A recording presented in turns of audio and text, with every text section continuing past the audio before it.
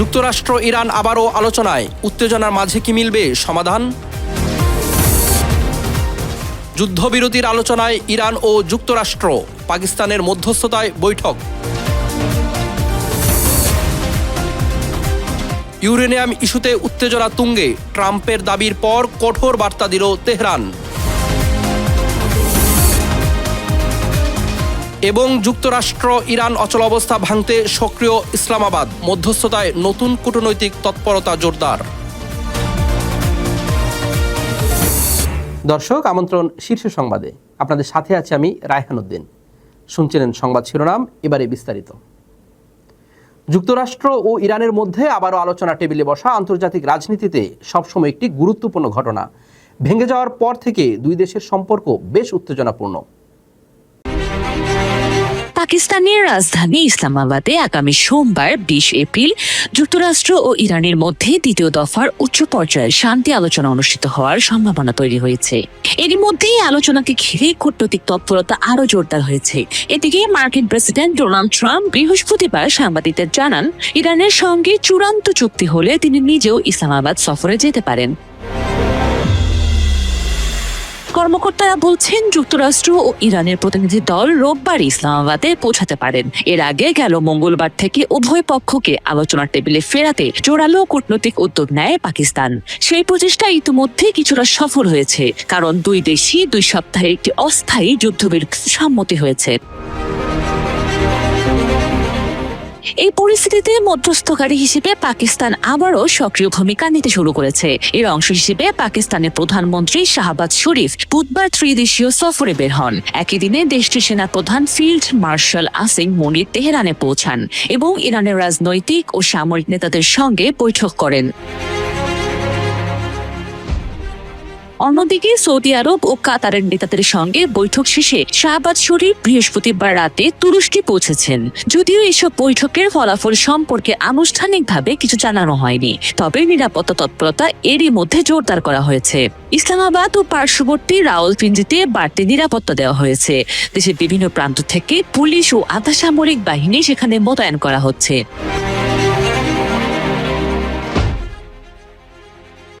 শিগগিরই শেষ হতে যাচ্ছে ইরান যুদ্ধ। মার্কিন প্রেসিডেন্ট ডোনাল্ড ট্রাম্পের এমন বক্তব্যে আস্থা না রাখলেও পাকিস্তানের ডাকে যুদ্ধবিরতির আলোচনায় সাড়া দিয়েছে ইরান। দেশটির কর্মকর্তারা বৈঠক করেছেন মার্কিন প্রতিনিধিদের সঙ্গে। শিগগিরই শেষ হতে যাচ্ছে ইরান যুদ্ধ। মার্কিন প্রেসিডেন্ট ডোনাল্ড ট্রাম্পের এমন বক্তব্যে আস্থা না রাখলেও পাকিস্তানের ডাকে যুদ্ধবিরতির আলোচনায় সাড়া দিয়েছে ইরান। দেশটির কর্মকর্তারা বৈঠক করেছেন মার্কিন প্রতিনিধিদের সঙ্গে। যদিও প্রথম দফার আলোচনা কোনো সিদ্ধান্ত ছাড়াই শেষ হয়েছে, তবে দ্বিতীয় দফার আলোচনায় যুদ্ধবিরতি নিয়ে সমঝোতা হতে পারে বলে আশা করছেন বিশ্লেষকরা। এর মধ্যে আন্তর্জাতিক মহলে নতুন এক প্রশ্ন উঠেছে, আর তা হলো ইরানের পর কে হতে যাচ্ছে ইসরায়েলের পরবর্তী নিশানা। ইরানের পর ইসরায়েলের প্রধান শত্রু হিসেবে পাকিস্তান ও তুরস্কের নাম শোনা যাচ্ছে। ইসরায়েলের বিশ্লেষক বুয়াজ গোলানি দেশটির দৈনিক মারিভে প্রকাশিত এক নিবন্ধে মধ্যপ্রাচ্যের পরিবর্তনশীল পরিস্থিতির দিকে ইঙ্গিত করেছেন। গোলানি বলেন, গত 3 দশক ধরে আলী খামেনির নেতৃত্বে ইরান ইসরায়েলের প্রধান শত্রুর ভূমিকা পালন করে আসলেও বর্তমান যুদ্ধ এবং অর্থনৈতিক বিপর্যয়ের কারণে দেশটির সামরিক সক্ষমতা বিপর্যস্ত হয়ে পড়েছে। ফলে মধ্যপ্রাচ্যের পরিবর্তনশীল পরিস্থিতিতে নতুন কোনো শক্তিশালী দেশ এই শূন্যস্থান পূরণে এগিয়ে আসবে। হিব্রু ভাষায় লেখা ওই কলামটিতে তুরস্ক বা পাকিস্তানকে ইরানের স্থলাভিষিক্ত হওয়ার দৌড়ে রাখা হয়েছে।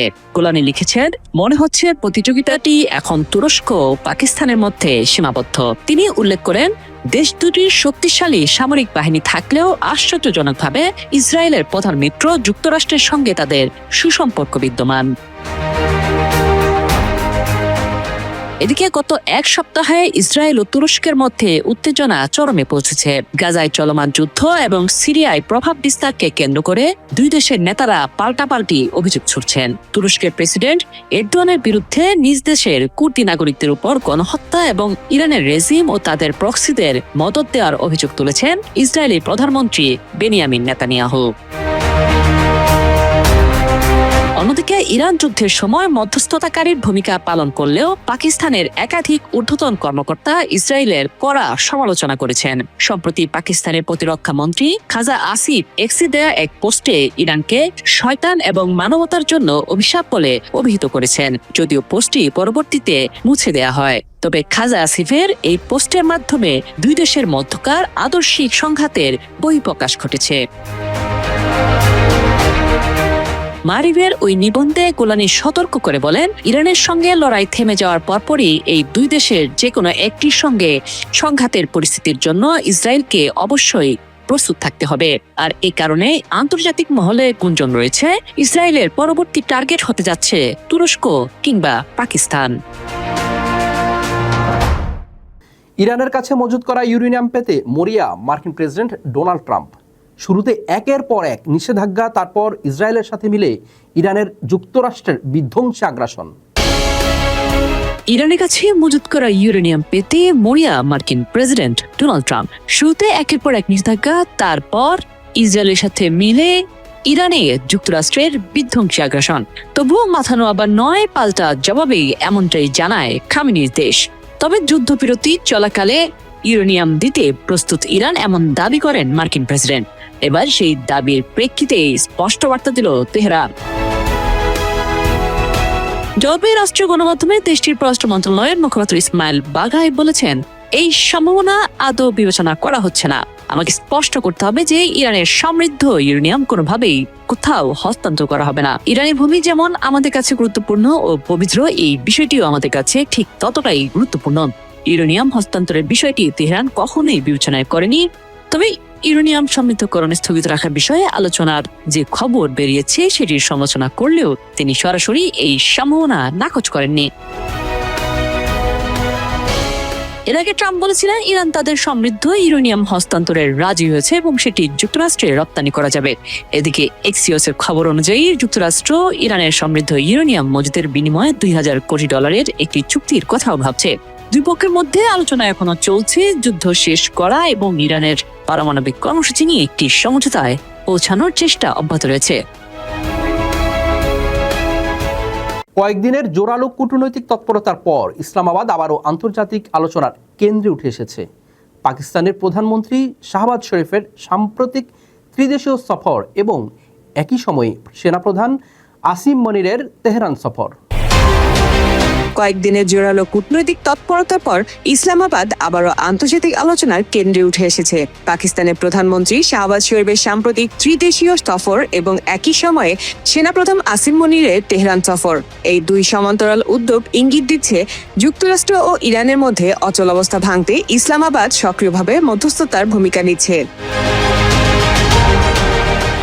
একদিকে সৌদি আরব, কাতার ও তুরস্কের সঙ্গে পাকিস্তানের উচ্চ পর্যায়ের যোগাযোগ এই প্রক্রিয়াকে এগিয়ে নিতে গুরুত্বপূর্ণ ভূমিকা রেখেছে। অন্যদিকে ইরানে গিয়ে দেশটির রাজনৈতিক ও সামরিক নেতৃত্বের সঙ্গে দীর্ঘ সময় বৈঠক করেছেন পাকিস্তানের সেনাপ্রধান, যা দুই পক্ষের মধ্যে আস্থা তৈরিতে সহায়ক হয়েছে বলে ধারণা করছে কূটনৈতিক মহল।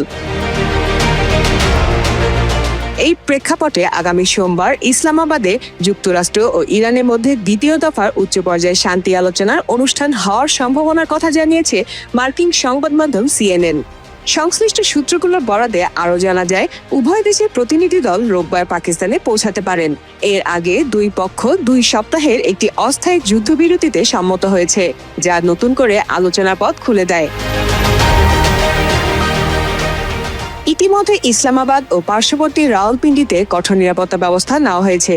বিভিন্ন অঞ্চল থেকেও অতিরিক্ত নিরাপত্তা বাহিনী আনা হয়েছে, যা বড় ধরনের কূটনৈতিক আয়োজনের প্রস্তুতি ইঙ্গিত বহন করে। টানা 40 দিন যুদ্ধের পর গত 8 এপ্রিল 14 দিনের যুদ্ধবিরতি ঘোষণা করে যুক্তরাষ্ট্র ও ইরান। তারপর একটি স্থায়ী শান্তি চুক্তি স্বাক্ষরের লক্ষ্যে গত 11 এপ্রিল পাকিস্তানের রাজধানী ইসলামাবাদে বৈঠকে বসেন মার্কিন ও ইরানি প্রতিনিধিরা, যা 1979 সালের পর মার্কিন ও ইরানি কর্মকর্তাদের মধ্যে প্রথম সরাসরি সাক্ষাৎ এবং ইরানের 1979 সালের ইসলামী বিপ্লবের পর সর্বোচ্চ পর্যায়ের বৈঠক। তবে 21 ঘন্টা ধরে আলোচনার পরও কোনো সমাধান ছাড়াই শেষ হয় এবং উভয় দেশের প্রতিনিধিরা নিজ নিজ দেশে ফিরে যান। তবে সাম্প্রতিক অগ্রগতিকে ইতিবাচক হিসেবে দেখছেন বিশ্লেষকরা। যুক্তরাষ্ট্রের পক্ষ থেকেও আলোচনা নিয়ে আশাবাদ ব্যক্ত করা হয়েছে। যদিও পাকিস্তানের পররাষ্ট্র মন্ত্রণালয় এখনো আনুষ্ঠানিকভাবে বৈঠকের তারিখ নিশ্চিত করেনি, তবুও চলমান কূটনৈতিক তৎপরতা ইঙ্গিত দিচ্ছে মধ্যপ্রাচ্যে উত্তেজনা কমাতে একটি গুরুত্বপূর্ণ অগ্রগতি সামনে আসতে পারে। কুমিল্লার বরুড়া উপজেলার ৯ নং দক্ষিণ শিলমুড়ি ইউনিয়নের জয়াগ গ্রামে জয়াগ দক্ষিণপাড়া বাইতুন্নুর জামে মসজিদ প্রাঙ্গণে স্থানীয় যুব সমাজ ও প্রবাসীদের উদ্যোগে গত ১৮ এপ্রিল শনিবার এক ওয়াজ ও দোয়ার মাহফিল এবং সুন্নি মহাসমাবেশ অনুষ্ঠিত হয়েছে। এতে অংশ নেন এলাকার সর্বস্তরের মানুষ। মাহফিলে গুরুত্বপূর্ণ আলোচনা করেন হাফেজ মাওলানা ওয়ালিউল্লাহ আশিকি, মাওলানা মোবারক হোসেন জালালি, মুফতি মাওলানা জামাল উদ্দিন নোমানি, মাওলানা শহীদুল্লাহ সহ আরও অনেকে। উদ্বোধন করবেন আমার নূরের নবী সাল্লাল্লাহু আলাইহি সাল্লাম, অথচ পা মোবারক নূরের নবীর আগে পড়বো না, বিল্লালের পা মোবারক জান্নাতে আগে পড়বো। কিন্তু বেলাল রাদিয়াল্লাহু তাআলা আসিয়া আসছে, নবী সাল্লাল্লাহু বেলাল তোরে থিয়া গেলাম মদিনায়, তোরে থিয়া গেলাম মক্কায়, তোর জুতার আওয়াজ পাইলাম জান্নাতে। আর একটা হলো তোমাদের আমল দেখবেন আল্লাহ, দেখবেন আল্লাহর রাসূল, দেখবেন মুমিনেরা ওলিয়ারা। আমি ইমাম আবু হানিফা রাহমাতুল্লাহি আলাইহি আমি গাজীপুরের বাঘের বাজার এলাকায় জ্বালানি তেলের তীব্র সংকটের জেরে ঢাকা ময়মনসিংহ মহাসড়কে ভয়াবহ যানজটের সৃষ্টি হয়েছে। মহাসড়কের পাশের ফিলিং স্টেশনগুলোতে তেলের জন্য যানবাহনের দীর্ঘ সারির কারণে যান চলাচল প্রায় স্থবির হয়ে পড়েছে। পাম্পে যানবাহনের উপচে পড়া ভিড় সরজমিনে দেখা গেছে। বাঘের বাজার সংলগ্ন মেসার্স উপবন ফিলিং স্টেশনের তেলের জন্য শত শত মোটরসাইকেল, মাইক্রোবাস সহ বিভিন্ন যানবাহনের দীর্ঘ লাইন তৈরি হয়েছে। মহাসড়কের একটি বড় অংশ জুড়ে এই সারি বিস্তৃত হওয়ায় সাধারণ যানবাহন চলাচলের পথ সরু হয়ে যায়। ঘন্টার পর ঘন্টা লাইনে দাঁড়িয়ে থেকেও তেল না পেয়ে অনেক চালক ক্ষোভ প্রকাশ করেছেন। মহাসড়কে স্থবিরতায় আইনশৃঙ্খলা বাহিনীর তৎপরতায় পরিস্থিতি নিয়ন্ত্রণে আনতে এবং মহাসড়কের শৃঙ্খলা ফিরিয়ে দিতে মাঠে নেমেছে পুলিশ।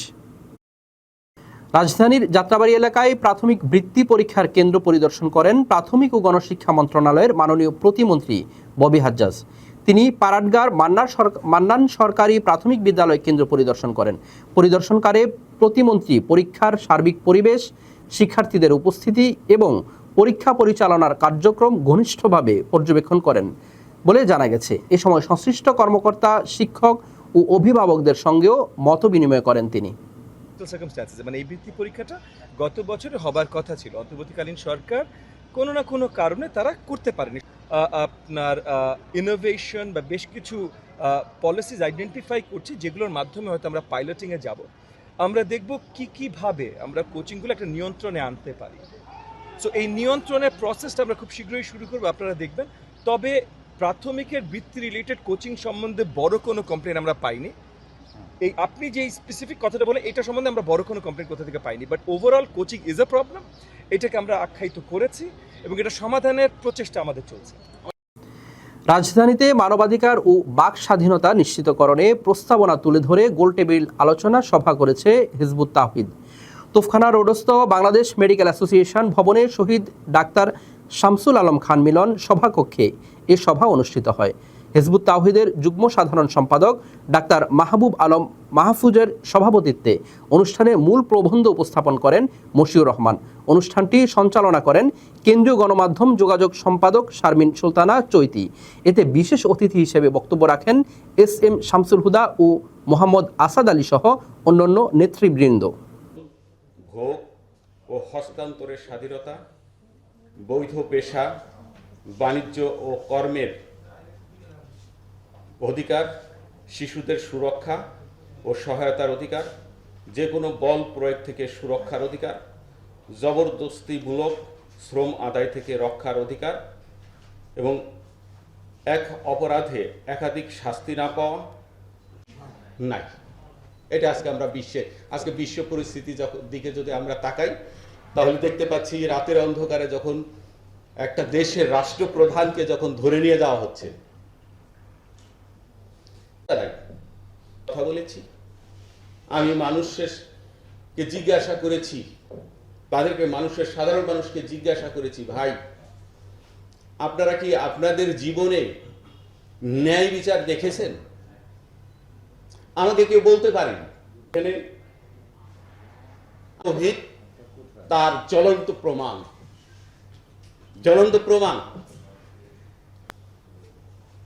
সংকটে আমরা আজকে পতিত। তো হিজবুত তাওহীদ যেহেতু সংস্কারের জন্য কাজ করে যাচ্ছে গত 30 বছর যাবত, আমরা এই বিষয়ের উপরে সারা দেশব্যাপী আমাদের কার্যক্রম করছি।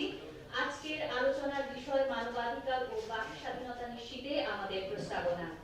রাজধানীর ঢাকা দক্ষিণ সিটি কর্পোরেশনের 50 নম্বর ওয়ার্ডে মানব সেবার এক উজ্জ্বল দৃষ্টান্ত স্থাপন করেছেন কাউন্সিলর পদপ্রার্থী হাফেজ মোহাম্মদ আবু বকর পারভেজ। তার উদ্যোগে আয়োজন করা হয় একটি ফ্রি মেডিকেল ক্যাম্প, যেখানে এলাকার সাধারণ মানুষ পেয়েছেন বিনামূল্যে চিকিৎসা সেবা ও বিশেষজ্ঞ ডাক্তারদের পরামর্শ। এই মেডিকেল ক্যাম্পে বিশেষ করে নিম্ন আয়ের অসংখ্য মানুষ উপকৃত হয়েছেন। স্বাস্থ্যসেবা মানুষের দোরগোড়ায় পৌঁছে দিতে এমন উদ্যোগকে স্থানীয়রা অত্যন্ত প্রশংসনীয় হিসেবে দেখছেন। স্থানীয় বাসিন্দারাও এমন মানবিক উদ্যোগকে স্বাগত জানিয়ে ভবিষ্যতেও এ ধরনের কার্যক্রম অব্যাহত রাখার আহ্বান জানিয়েছেন।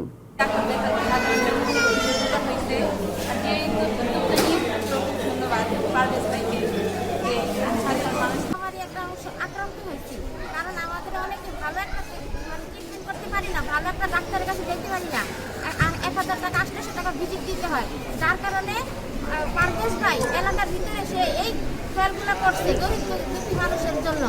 একটা ভালো জানি আমরা একটা ভালো ডাক্তার দেখাতে পারি। এখন যে আজকে যে ফ্রি মেডিকেল যে ক্যাম্পটা, এই বিষয়ে যদি একটু বলতেন আপনাদের অনুভূতিটা কি? তারা যদি এই প্রোগ্রামগুলো করে যেত তাইলে আমার মনে হয় সব গরিব ধনী যারা আছে তারা চিকিৎসা পাইত। তবে পারভেজ একটা খুব ভালো বলা, পারভেজ সবারে নিয়ে কাজ করতে চাইতেছে। আপনারা সবাই মিল্লা তার একটা কাজের একটা দায়িত্ব দেন। আসসালামু আলাইকুম রহমতুল্লাহি ওবারাকাতু। আজকের এই ফ্রি মেডিকেল ক্যাম্পের মূল উদ্দেশ্য একটাই, আমাদের এলাকার সাধারণ মানুষ যেন সহজেই স্বাস্থ্য সেবা পায়। আমরা সবাই জানি অনেক মানুষ আছেন যারা ডাক্তারের কাছে যেতে পারেন না, খরচের কারণে নিজের চিকিৎসায় পিছিয়ে দেন। সেই জায়গা থেকেই আমাদের এই ছোট উদ্যোগ। আমরা বিশ্বাস করি নির্বাচন মানে শুধু কথা নয়, তুলতে পারবো। আপনারা সকলেই আমার জন্য দোয়া করবেন, আমি যেন আমাদের এলাকার সকলের পাশে মিলেমিশে একসাথে থাকতে পারি। রাজধানীর মোহাম্মদপুরে চাঞ্চল্যকর আসাদুর হত্যাকাণ্ডের মাত্র 24 ঘন্টার মধ্যেই মূল হোতাসহ 4 জনকে গ্রেপ্তার করেছে পুলিশ। গভীর রাতে রায়ের বাজারে সাদেক খানের ইটখোলা এলাকায় রিপনের ওয়ার্কশপের সামনে অতর্কিত হামলায় শিকার হন আসাদুল উর্ফে লম্বু আসাদুল। ঘটনার পর ভিকটিমের স্বজনদের দায়ের করা মামলার ভিত্তিতে মোহাম্মদপুর থানা পুলিশ গোয়েন্দা তথ্য ও প্রযুক্তির সহায়তায় জড়িতদের শনাক্ত করে। এই বিষয়গুলো কিন্তু আমরা অনেকেই সোশ্যাল মিডিয়ার মাধ্যমে আমরা দেখেছি। তো মোটিভ হলো টাকা পয়সা এবং পূর্বের একটি মামলার জের। এটি আমরা এখন খুবই প্রাথমিক পর্যায়ে রয়েছি, আমরা সেই অ্যাঙ্গেলেও কাজ করব।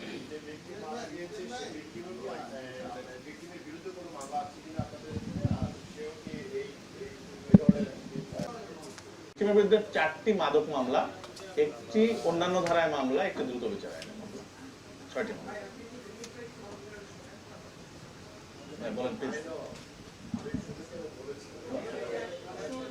আমাদের তথ্য প্রযুক্তি থানা, 6টি থানার মধ্যে মোহাম্মদপুর থানায় প্রত্যেক দিনই আমরা বিশেষ অভিযান করি। থানাটি বড় হওয়ার কারণে হয়তো একযোগে আমরা সব জায়গায় পারি না, তবে এই রায়ের বাজার কেন্দ্রিক, বসিলা কেন্দ্রিক, ঢাকা উদ্যান, চাঁদ উদ্যান কেন্দ্রিক আমাদের কিন্তু এভারেজে প্রায় দিনে অভিযান হয় এবং বেশ ভালো সংখ্যক বিভিন্ন লেভেলের ছিনতাইকারী কিংবা তারা বিভিন্ন অপরাধের সাথে, ছোটখাটো অপরাধের সাথে জড়িত এরকম অনেক অপরাধীদের কিন্তু আমরা আইনের আওতায় আনি। তো এই অভিযানটা আমরা অব্যাহত রেখেছি, কিন্তু আমরা দেখবো বলবো না। অভিযুক্ত যে 4 জনকে আমরা ধরেছি, এই 4 জনের মধ্যে তাদেরকে সিসি ক্যামেরা দেখা যাচ্ছে, তারপরেও কিন্তু তারা এসে বলতেছে তারা নির্দোষ। তো এখন তারা কার কথায় কাজ করে, কার ইয়েতে কাজ করে, এটা আমাদের কাছে যদি বলে তাহলে আমরা অ্যাকশনে যেতে পারবো। পরে সে যদি ডিক্লাইন করে তাহলে তো আমরা একজনকে ধরে নিয়ে আসে, পরে দেখা গেলো যে সাক্ষী আমার সেই বলতেছে না আমি এর আন্ডারে কাজ করি, তখন তো। সংবাদ শেষ করব, যাওয়ার আগে জানিয়ে দেব শিরোনামগুলো আরও একবার। যুক্তরাষ্ট্র ইরান আবারও আলোচনায়, উত্তেজনার মাঝে কি মিলবে সমাধান? যুদ্ধবিরতির আলোচনায় ইরান ও যুক্তরাষ্ট্র, পাকিস্তানের মধ্যস্থতায় বৈঠক। ইউরেনিয়াম ইস্যুতে উত্তেজনা তুঙ্গে, ট্রাম্পের দাবির পর কঠোর বার্তা দিল তেহরান। এবং যুক্তরাষ্ট্র ইরান অচলাবস্থা ভাঙতে সক্রিয় ইসলামাবাদ, মধ্যস্থতায় নতুন কূটনৈতিক তৎপরতা জোরদার।